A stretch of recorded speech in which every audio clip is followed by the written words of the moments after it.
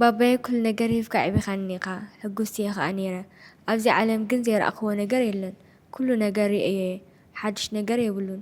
ነፍሰይ ብምፍታወይ ትሓዘለይ ናብ ዝሓሸ ቦታ ይኸይድ ስለ ዘለኹ ግን ኣይትሸቐል ፊዮሬላ ቃላት እዮም ቀቲሎማ በእምሮስ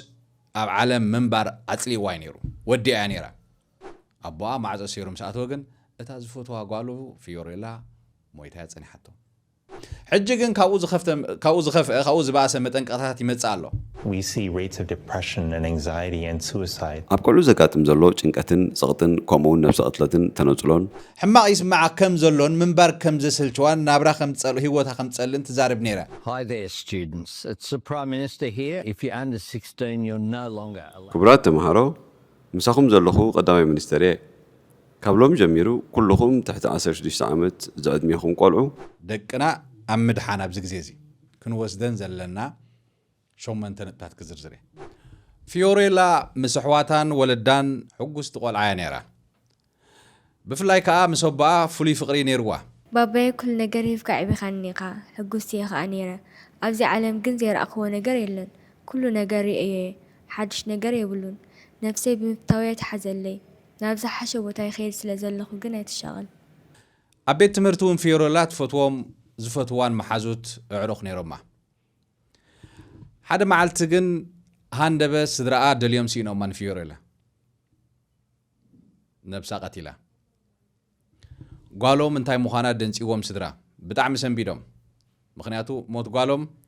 ፈለማ ምርዳዩ ኣብዎም ምርዳዮም ሲኢኖም ፊዮሬላ ሕጂ ምስ ሞተት ኣብ ዝተረኽበ ዝፀሓፈቶ ደብዳቤ ናይ ሞባይላ ፓስወርድ ከይተረፈት እያ ገዲፋ ኸይዳ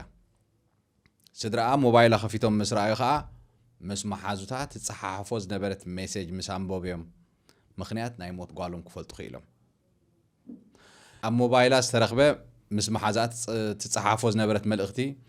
ህይወታ ጸሊኣቶ ከም ዘላን ካብ ምንባር ከዓ ዘይ ምንባር ከም ዝሓይሽን ከም ዘዕለለታን እታ መሓዝኣ ግን ከተፃናዓ ከም ዝፈተነት እዮም ክርድኡ ክኢሎም ካብ ደብዳቤ ነዛ ቆልዓ እዚኣ ፊዮሬላ ቃላት እዮም ቀቲሎማ ኣብ ቲክቶክ ዝፀሓፉላ ዝነበሩ ቃላትን ርእቶታትን ፖስት ምስ ገበረት ማለት እዩ ነብሳ ከም ትጸልእ ገይርዋ ነብሳ ልዕሊ መጠን ገጃፍ ምዃናን ከም ዘይመልክዓላን እዮም እቶም ኣብ ሞባይል ዝፀሓፉ ዝነበሩ ደብዳቤታት ዝነግርዋ ነይሮም ፖስት ትገብር ስእላ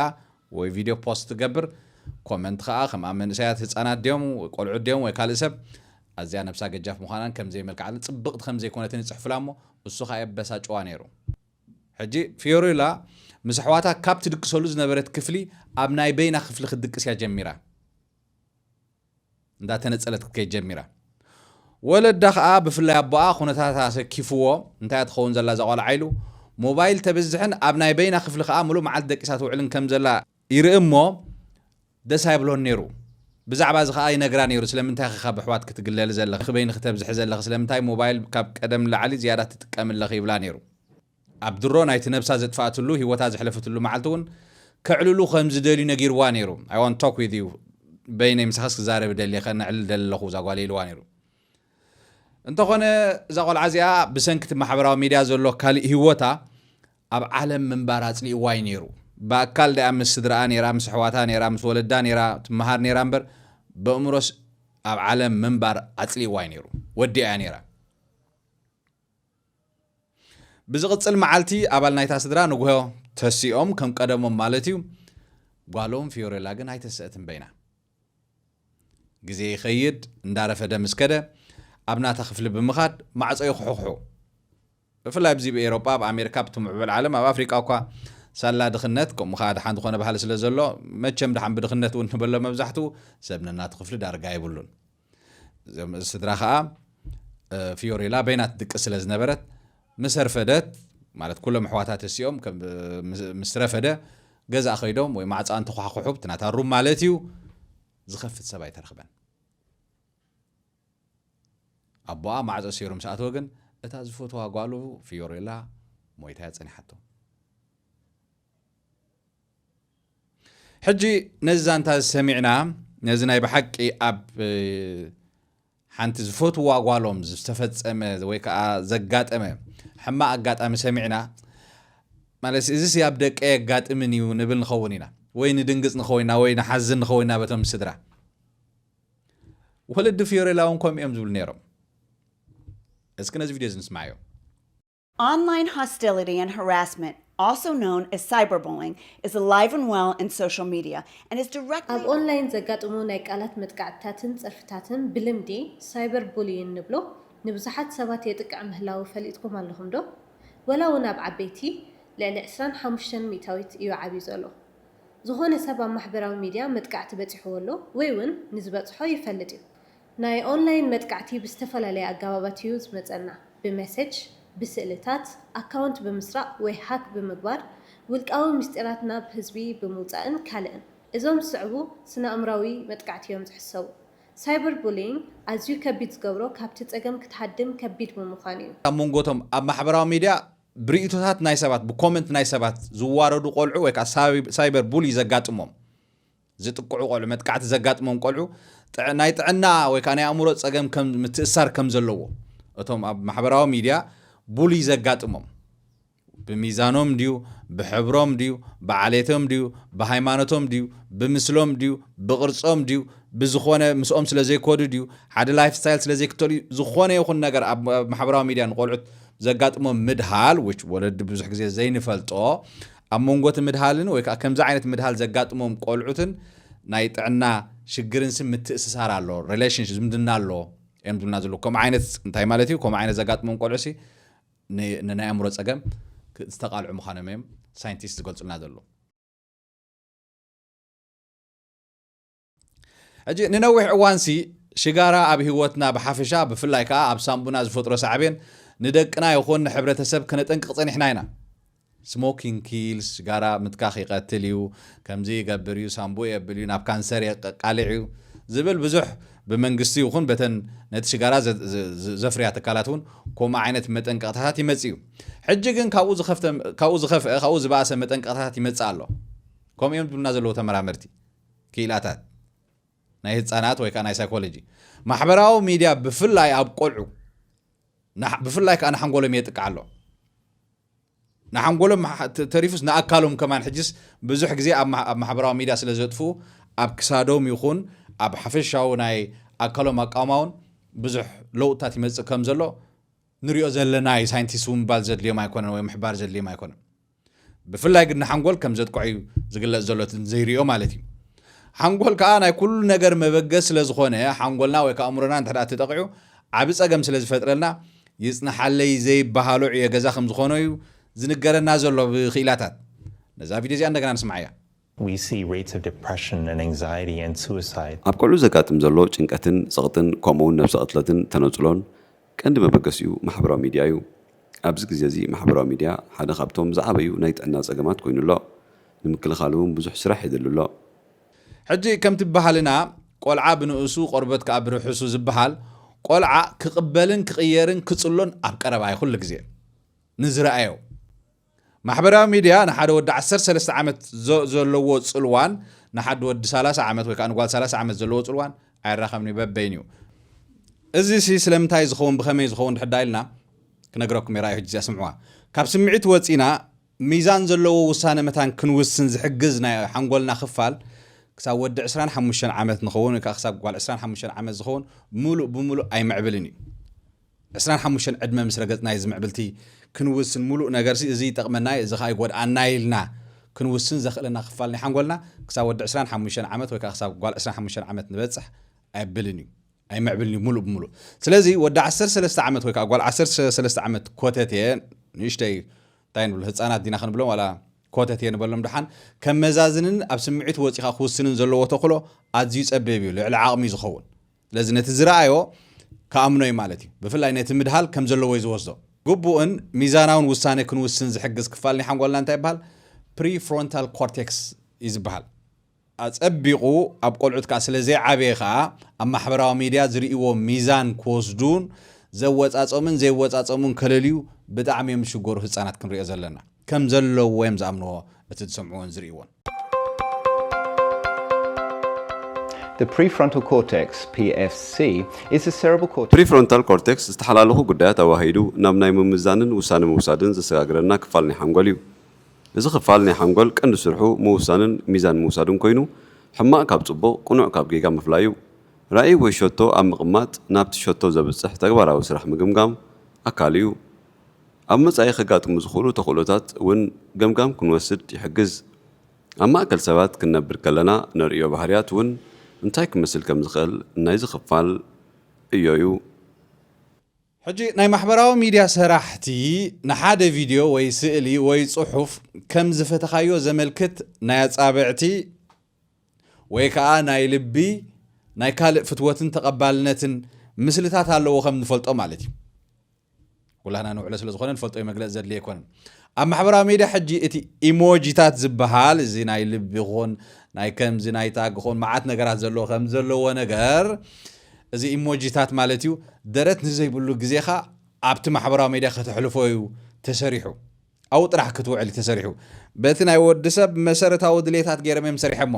ወድሰብ ከዓ ክናዓድ ክውደስ ጽቡቕ ኣለኻ ክንደይ ጽቡቕ ክፈትወካ ማዓቴ እዚታት ልሕዳልካ ከይተመገበ ኮፊሉ ከይሰርሐ ከይተማሃረ ኮፊሉ ክውዕል እዚ ላይክ ባተን ወይ ካልእ ነገር ጽቡቕ ክስማዓና ጥራሕ ዝተማሃ ዘይኮነን እንታይ ዳ ቀንዲ ዕላሙ ጽቡቕ ተሰሚዕና ኢልናስ نابت ميديا كنملالس تباهيلو استسرحه زي بلع زي ستجنكا اولا في دراغي مولو معلت خنطقو ملين سرحنو بسنك ز حد قول عن الصحافه اونتاو ريتوتات وي كا لايكس شير سبسكرايب وي كا صبو زخونه كومنت زوهابو كم حسمي زهرفو غرفو حصانات نحناو نهرفوين حق حيش يا عرفوت راح يكون خا يقول له فوي هصان كوغود لو بفصمي زيدلي حنت بوست غيرو ندحدا لايك زي رخبت وي كان ندحدا اتو محازتو وي زفلطو سبات وي سبسكرايبر ناتو اندحدا غبره منسو خيدو يغهيو لك خم حدا ولف انتسينو خيدقس زحدر مالتي كومي بانصاروخا الوتاو ريتات دقاسي خلوي سبات ابل عليها زلوهم ريتو مغلصي نا هيوتكا غيركا كتحسبو اب حصانات كحسبو مس غزيخا بسنكا الوتاو ريتوتات سب نفسي يصل زخا اب قلعوت ازي عناوي لومدن مالت صيق نغرني اب سدت زلو نفسه كفسب اتا زعابيتن كل غزيخا خسمع زمنيان غنكا كرخبا تصقمو نغر دمصي وي كادهاي يا وشت عد زلو بيتسب مسمعي نزين مفتاح نزي موت فوس لو خمس بحال حابن كول ام مدر بدا خمس رخبه صري وحزماي بتامر مزيالا بخبر واغا يكون بحماق نيتورك دمصوم كتسمع زي تخز نبركا بيتسبكا حجي سالا حابن كول نبريا نبر خوينلو حابن كول تطقيمكا اب ايرتان زلو بيتسبكا يكون اعرختها بنصورم بحصر واغان اب زدلخا يغزين كترخبوم تخليخا نعخا انترنت كساب زحلوكا كال كل اخولي كاب امريكا اوروبا افريكا كاب زخونه يكون كفال عالم ني اثيوبيا يكون سودان كوتاس ناب زخونه انترنت زيبل هاجر مدوال حابن كول كون غيراتولا در حجي سالا حابن كول كاب عدي ميس كول نزغبر الكاسب نمدوال صغام يبلون ويون ابندا انترنت اتيا تدولاده اي كتهلون يعني حابن كول كتقم ازي قليل كاب بلاي ستور ويكا كاب اب ستور بمبراد ادراشهم ناي كفليت كاردهم ماستر كارد فيزا كارد اور امريكان اكسبرس بمتاو مدوال ترايو نزياده حبريتا بس عقد تليفون توكسو حابن كول حجنا فيوريلا اندر اتمليسنا فيوريلا سقاي كونت انتبل نيرا اب كابي ان زلو محازوتا اي حواتا تزاربو منيرا مالت زخونه هنتستهبوم نيرا حما يسمع كم زلون منبر كم زسلچوان نابرا خم تصل هيوتا خم تصلن تزارب نيرا جن كاصن حلات صوت كم زلا تحبرو او جاست كيدينغ اي واز داش صوت نيرا ام اوكي تبلو نيرا اذا حجي اذا ناي بزحات قلعو صقمنا خوني زخي زلو بعلم بفطرو صقم نسدروم كزارو بيدولينيم دقنا مالتي نبسك كفجي ولادنا نمرمر ابدقنا بزح نغرات يزلو كندي زارو بزون قلعو ناي لبزونسي زم ناي زغزي زقلعوت بتعاميم دزارو بينالهم برغص زاروبيم زيت صبيم قالات يم زوصو زيت صبي نغرات يم زوصو ግን ዘይት ጽበየ ሸገራት ካለዎም ካዘይ ነግሩኻ ሸገራት ካለዎም ኩላትና እንደቅና ቀሪብና ንመርምረው ሕጂ ከምዛ ዓይነት ባህሪያት ክመጾም ከሎ ክመጾም ካብ ዝኽእል ምድሃልን ጸርፍን ዘይተቀባልነትን ዝብገስ ክኸውን ይኽእል እዩ ማለሲ زي صبو ነገር يريخ مو I'm just kidding صوت يزلو خابلخا ግን ዓለም ከአነ ዝ ነገር ዝተምልኮተላ እንድሕዳ አስተውዒልና ዓለም ነዚ ነገር ዝ ሃገራት ብፍላይ ከዓበይቲ ሃገራት ሕግታት ይገብራ ኣለዋ መንግስታት ሃገራት ማሕበራዊ ሚድያ ንቆልዑ ኣብ ዝብላ ርእሲ ዘካይድዎ ዘለዎ ክትዓት ኣብ ፓርላመንት ከይገደፉ ማለት እዩ መራሕቲ ሃገራት ከይደፉ ክትዓትን ሓደስቲ ፖሊስታትን ኣብ ፀፅባሕ በቆይሉ ዝሓድር ዘሎ ሕጂ ኣብ ዝሓለፈ 10 ዓመታት እንተዳሪናዮ ናይ ምስ ማሕበራዊ ሚድያ ዝተኣሳሰር ፀገማት ወይ ሕማማት ልክ ከም ካልኦት ሕማማት ኮይኑ ዝቁፅር ዘሎ መንግስታት ነዚ ነገር እዚ ወርኒ ይገብርሉ ማለት ንህዝቢ ዓለም የጠንቀሎ ኣብዚ ግዜ ዝናኣብነት ኣብ ኣውስትራልያ ዝተጀመረ ብዙሓት ሃገራት ንትሕቲ 16 ዓመት ቆልዑ ማሕበራዊ ሚድያ ምጥቃም ዝኽልክል ሕጊ ኣውፅአን ኣለዋ እንተዳ ዘይፈለጥና ንፍለጥ መንግስታት ከማን ሕግታት ኣውፅአን ኣለዋ ግደፎ ፋሚሊታት ማለት እዩ ኣብ ታሕሳስ 10 2025 ቅድሚ 2-3 ወርሒ ማለት እዩ ኣውስትራልያ ትሕቲ 16 ዓመት ዝዕድሚኦም ቆልዑት ማሕበራዊ ሚድያ ከይጥቀሙ ዝኽልክል ሕጊ ኣጽዲቓላ ዴንማርክ ፈረንሳ ግሪክ ማሌዥያ ስሎቬንያ ስጳኛ ዓዲ እንግሊዝ እውን ከይተረፋ ኣሰር ኣውስትራልያ ስዕባ ምህላውን ብዙሓት ሃገራት ካነት ስጉምታት ምቕባልን ዓለማዊ ፀገም ኮይኑ ምጽንሑን ሕጂ ጉድ ናኾነ ይመጽእ ኣሎ እናተረኣየ ይመጽእ ኣሎ This morning, 1 million social media accounts have been deactivated across Australia. Hi there, students. It's the Prime Minister here. If you're under 16, you're no longer allowed. ክቡራት ተምሃሮ ምሳኹም ዘለኹ ቀዳማይ ሚኒስትር ካብሎም ጀሚሩ ኩልኹም ትሕቲ 16 ዓመት ዝዕድሚኹም ቆልዑ ናይ ሶሻል ሚድያ ኣካውንት ክህልወኩም ኣይከኣልን እዩ ናይ ሚልዮናት ኣካውንት ማሕበራዊ ሚድያ ኣብ ብዙሕ ክፋላት ኣውስትራልያ ተዓፂሎ እዚ ኣብ ዓለም ናይ ፈለማ ዝኾነ ናይ ማሕበራዊ ሚድያ ምዕፃው ውሳነ ብሰንኪ ኣብ ልዕሊ ቆልዑ ክወርድ ዝኽእል ጉድኣት ዝተበገሰ ኮይኑ ኣብ ኣእምሮ ህፃናት ከስዕቦ ዝኽእል ፀገም ድሕሪ ምግምጋሙ ዝተወስተ ምዃኑ ይሕበር መጽናዕታት ከም ዝሕብርዎ ማሕበራዊ ሚድያ ኣብ ልዕሊ ቆልዑ ዘውርዶ ሳዕቤን ብዙሕ ምዃኑ እዩ ፈለማ ናይ ኣእምሮ ፀቕጢ ከማዕብሉ ይገብር ቆልዑ ብዘይካዚ ኣብ ልዕሊ ገዛእ ነብሶም እውን ሓደጋ ክወርዱ ይኽእሉ ወልፉ እውን ሓደ ካብቲ ዝዓበየ ፀገም ኮይኑ ይርከብ ኣሎ ኣብዚ ክዛረቡሉ ደልየ ዘለኹ ዋላ እኳ ሕጊ ኣገዳሲ እንተኾነ ደቅና ንምክልኻል ግን ንግድን ሕጊ ከድልየና ዝብል ኣተሓሳስባ ክህልወና ይብሉን ህይወት ደቅና ክንሕሉን ክንከላኸልን ሕጊ ክሳብ ዝእወጅ ክንፅበ ይብልና ሕጂ ግን ስለዚ ሃገራት ከም ዝናገበራ ከለዋ ንሕና ኸ ደቅና ምሕላውሲ ኣብ ቅዕና ዲና ተሸኒፍና ዲና ኣይንኽእልን ዲና ሕጂ ኣብ መብዛሕትኡ ግዜ ጥራሕ ለይክንስ ዳርጋ ኩሉ ግዜ ደቅና ሲ ምስ ዘይፈልጥዎ ሓላፊ መንገዲ ክዛረቡ ሳይንደልን ኢና ምስ ዘይፈልጥዎ ሰብ ፅርግያ ከነሳግሮም ከለና ኸማን የማን ፀጋም ከይብሉ ኢዶም ሒዝና ኢና ነሳግሮም ሕጂ ግን ብኢንተርነት ኣሽሓት ሰባት እዮም ሃይ ሰላም ሃዋዩ ከመየለኻ ዝብልዎም ዘለውን ደቅና ምስ ዘይፈልጥዎም ሓደ ሰብ ምስ ዝርአ ዘይኮን ምስ ዘይረኣዩ ሓላፍነት ምስ ዘይስከሙ ሰባት ምስ ኣሽሓት ሰባት እዮም ደቅና ኤክስፖዝ ኮይኖም ወይ ከዓ ተጋሊፆም ዘለዉ ስለዚ ደቅና ምሕላውሲ ዘይከኣሉ ግዜ ዲ በፂሕና ዘለና ኢልና ነብስና ክንሓትት ንኽእል ኢና ኖ ይከኣል እምበር እኳ ኣብ ዝበለፀ ግዜ እኳ ኣብ ዝበለፀ መንገዲ ደቅና ክንሕሉ ንኽእል ኢና እንታይ ዳ ኢና ክንገብር ዘለና ነዚአን ሕጂ ንስማዕ ጥዕናን ህይወትን ናይ ደቅና ይጽናሐለይ ዘይበሃል ዕዮ ገዛ እዩ ስለዚ ከዓ ሕጂ 8 ነጥብታት ክዝርዝር እየ ግብራውያን ስጉምታት ማለት እዩ ደቅና ኣብ ምድሓን ኣብዚ ግዜ እዚ ክንወስደን ዘለና 8 ነጥብታት ክዝርዝር እየ ብሓሳብ ጥራሕ ደይኮነ ብግብሪ ክነተግብረን ንፈትን ኩለን ይከኣላን ምስ ደቅና ከዓ ሓደ ክንከላኸለሎም ኢና ካልኣይ ነገር ምስኦም ከዓ ፅቡቕ ዝምድና ከነብል ኢና ብጥዕና ብኣካል ብእምሮኻ ከም ዝዓብዪ ክንገብር ንኽእል ኢና ቀዳመይቲ ኣብ መደቀሲ ክፍሊ ሞባይል ዘይምእታው ከም ሕጊ ክንገብራ ዘለና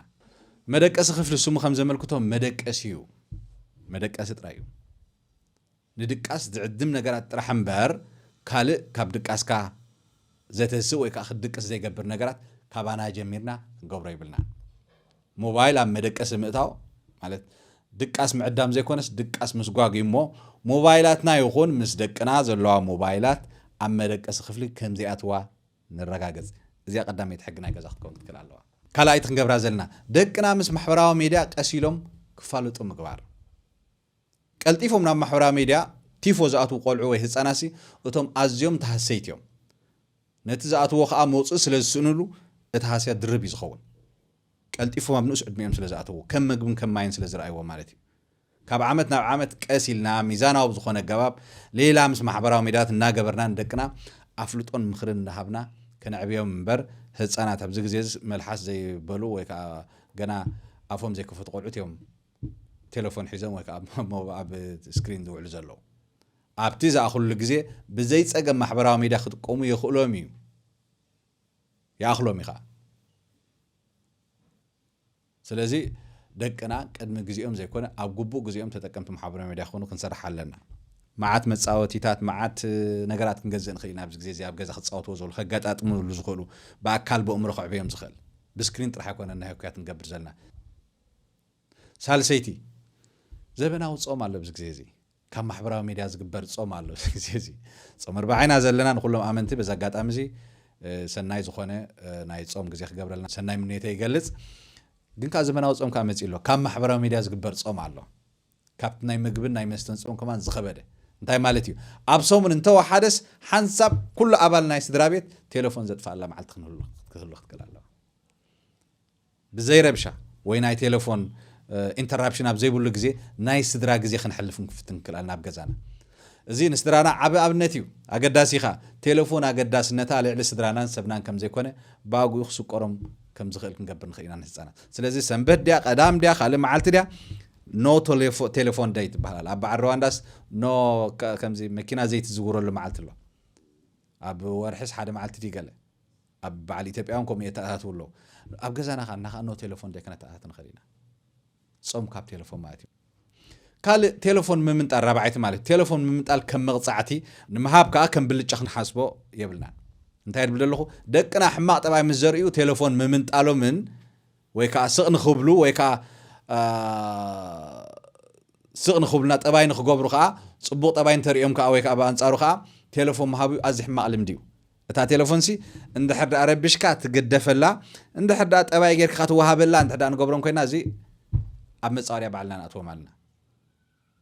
እንታይ ኢና ንብሎም ዘለና ቴሌፎን ኣዝያ ክብርቲ ዋጋ ከፊልካ ከዓ ትረኽባ ንብረት ገይሮም ክቆፅርዋ ኢና ንህቦም ዘለና መመሊሶን ከም ዝብህጓ ኢና ንገብሮም ዘለና እዚኣ ምግበር ቴሌፎን ክህበካ ብራዋ ዝወደይ ነፊዕኻ እንካ ሕጂ ቴሌፎን ከምዚ ዓባይ ነገር ክንቆፅራ የብልና ዕላማና ደቅና ቴሌፎን እናደለዩ ክንክልክሎም ዘይኮነ ቴሌፎን ከም ዘየድልዮም ክሓስቢና ክንገብሮም ዘለና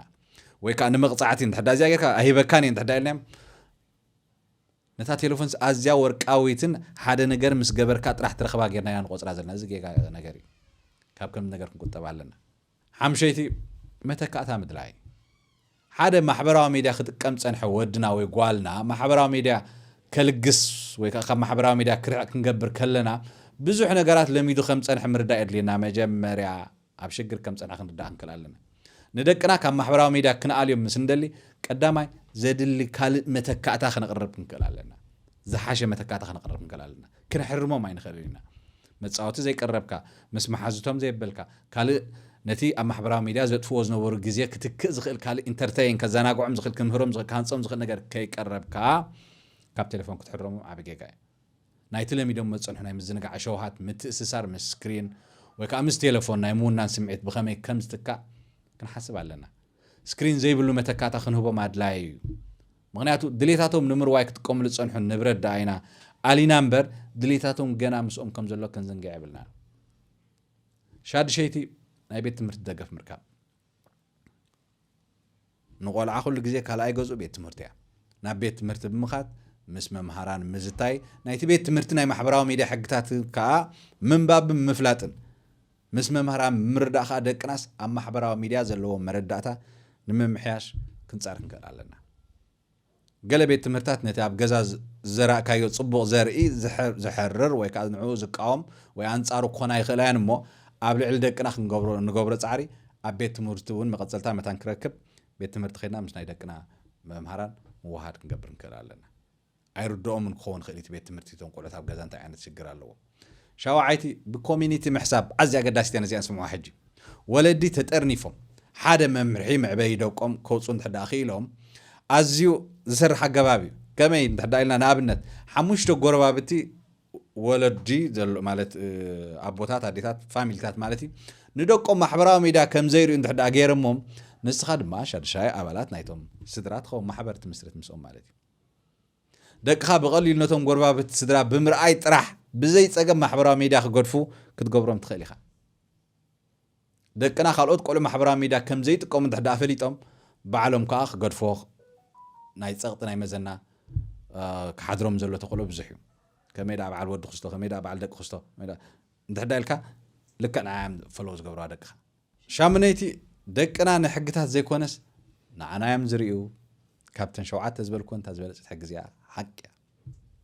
انتي زبالالو كاب عاس بلاسي عاس مبال تقلل بهال زربالو كاب زربا تغبار كم سرحن منغاري ندقنا خا محبراو ميديا ايتطقوم اندابلنا اندا حرمنا اندا قصعنا جزا رسنا نبعلنا ملو معلت مس محبراو ميديا نوعل دحدا خوينا نتي دليلنا زلنا علامه امهرام حجاز تحت يكون سعنا ويزي دقنا نعنا امبر نحقنا ايري وان يوم فلطم زلنا زغبرنا يا خغبرو زبلنا يا خدغميم زوعلو ስለዚህ በአብነት ነን መርሐም ዘለና ካል ነገር የለን ባዕልኻ እንተዳ ገዛም ሰዓተኻ ኣብ ሞባይል 3 ሰዓት ናተ ጥፍኾንካ ተሲኻ እንተዳ ሽንት ቤትን ገለን ሞባይል ሒስካ ትኸይትኮንካ ደካ እንታይ ዳም ክገብሩ ኣብነት ይኸሳኽት ኮኖም ዘለካ ክትመርሖም ይዘለካ ከም መደምደምታ ፊዮሬላ ከም ኩሎም ደቅና ምስ ወለዳ ጽቡቕ ዝምድና ዝነበራ ሕጉስ ህይወት ትሕልፍ ዝነበረት ህፃንያ እንተኾነ بسنكتهم سدراء زي فلطوا اب فيرتشوال اب ناي حسب عالم مالتي ناي سكرين عالم زرخبتهم سبات هيوتات في امسكنيتي زنتاينا نمهار كابز ناي فيوريلا اب ديجيتالاو عالم زله سب يكون فلطت ندقنا معاس يرخبهم اين فلطنا زلنا اذا كن دقنا كاب قصر وصيوم افصم حدغاتيوم كلو نحنا ايدنا طاميرنا خنرلنا معناتها يكونن عدلات علينا امارجات علينا فتحات الله ስለዚህ ምስደቅና ዘለና ዝምድና መመሊስና ንዕብዮ ብዙኾነ ገባብ ንዝረኽቦ ሰባት ብዙኾነ ገባብ ንዝረኽቦም ሰባት ይኹን ካብ ሰባት በቀረባ ይኹን ብርሑቕ ንዝመጾም ርእይቶታት ከም ዘካፍሉና ክንገብር ክንከላልና ዛዘበን እዚያታ ዝዓበየት ነገር ምስደቅና ዘለና ዝምድና ከዓቢ ክእል ኣለዎ should be intimate እንታይ ያጓንፎም ኣሎ ኣብ ኦንላይን እንታይም ዝርኢ ዘሎ እንታይም ዝኾኑ ዘሎ ክንፈልጥ ክንከላና ጸገሞም እንድሕዳ ዘይፈሊጥና كنحجزهم عين خلينا عبدخون حكمنا تخيل صقمك خفلت مدهايتا ازلكاني لتم زعابي حخايم تم زعابي ممهرنا يدقنا بعلناينا بابنت نسنيوم نحنا الساتوب قبروا زدلي مجمريا نحنا نقبروا دحدا موبايل اب مدقسنا زين اتخوينا نحنا مجمريا اي نقتو خنبلون دحدا خوينا نحنا مجمريا خنوتي بلنا اي تطقوم دحدا خنبلون كنا نحنا مجمريا كنتقامي بلنا ات ነገር ካባና خبقس خلالو ارأياكم كونوا مالنا بدحري نغرات كنا تكبرهم قللت قوني ازرس زي عابن عمقن نفسك كبسبك هصانات طرح يكون ولد طرح يكونس بيننا نقمطون قلع زي ولدنا سباتون ادقعنا خمزلو فلط نغري ابز غزي سب نزناي محبراو ميديا حمام زحكم حكايم انت زمص نيرم ابي سرح مسرحو بز نغر زي زعن سب بزحم زتقامن مليونير زخون سبك بزحو اي راخوبن يوم كلتيم قل المحبراو ميديا تزتقملو يتقملو اتزتقع خاي تقعلو سلامتا يتقع بزي مفلات بعر نزت حسازي ولدي هصانات متان كفلطو مس دقكم كونكم نز فيديو زرايو شير بلوم دقكم نخالط ولدون شير بلويكم دلو معلتز بالكوميداو زودي يلخو بمص معلتات بخالت حساسات نرهب عملا مسكولاتنا يكون تشاو